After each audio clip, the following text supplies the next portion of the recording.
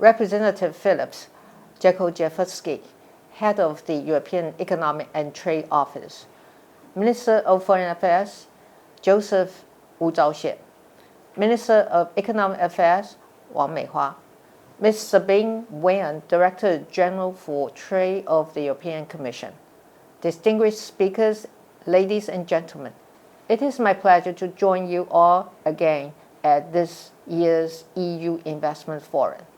Before I begin, I would like to take this opportunity to thank the European Union member states, Poland, Lithuania, the Czech Republic, and Slovakia for extending their helping hands to Taiwan by donating life-saving vaccines.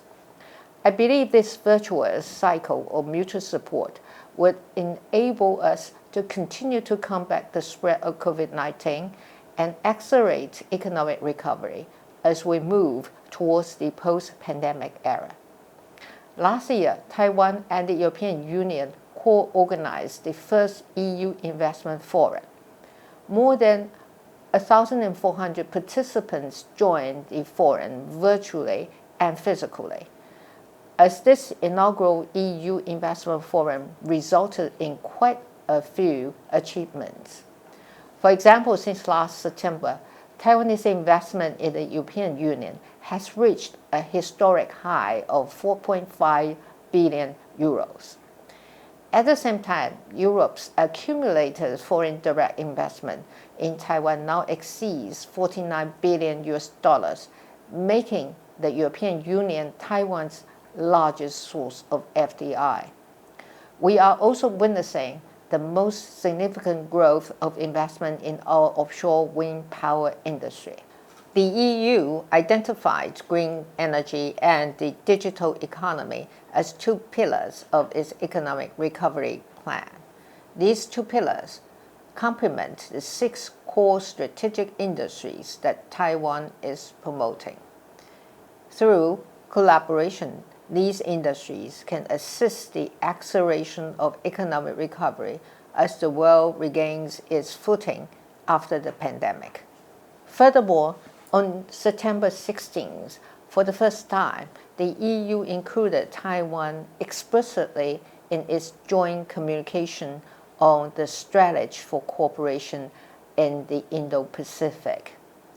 In the joint communication, the EU pledges to strengthen cooperation with Taiwan in semiconductors, information and communications technology, data protection, and other strategic industries.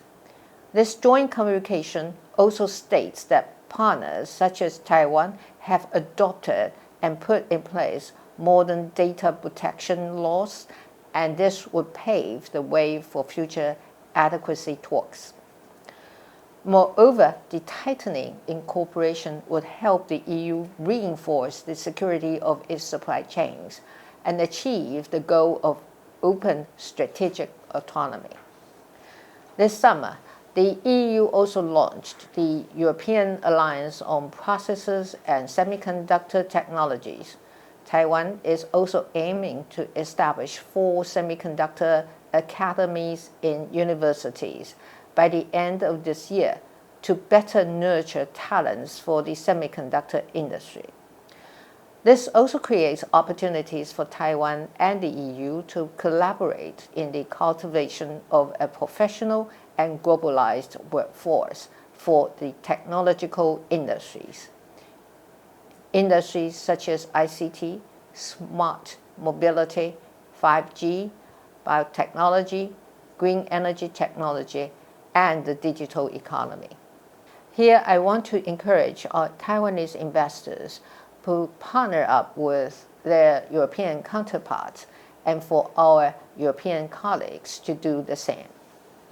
Taiwan and the European Union enjoy shared values, including democracy, freedom, the rule of law, and human rights. This makes Taiwan a reliable and natural partner for the European Union, whether in the regional security, economic partnership, trade, or investment. I'm glad to see the effort made by our government and a few Central and Eastern European countries to substantiate our bilateral relations. Later this month, our Minister of National Development Council, Dr. Gong Mingxin, will lead a high-level trade and investment delegation to Slovakia, the Czech Republic, and Lithuania. The delegation will explore new opportunities for joint ventures, substantial investment, and industrial cooperation. I see this as another step to further Taiwan's economic cooperation with Europe. In the past 70 years, Taiwan and Europe not only endured the atrocities of war, we also overcame adversities and many political and economic challenges. At this juncture, as we head towards the post-pandemic era, I believe it is now more important than ever for Taiwan and Europe to join forces to expand our interests and contribute to the world. Taiwan and the EU not only have solid economic ties, we are also connected by what we treasure the most, our democratic way of life. And starting talk on a bilateral investment agreement can be the beginning of an even more concrete partnership for democracies like us. In conclusion, I would like to wish today's forum a great success, and that this year's forum results in even more partnerships between Taiwanese businesses and Europe. As Taiwan and the EU overcome our current challenges, the future can only be positive and prosperous when we work together as partners and friends.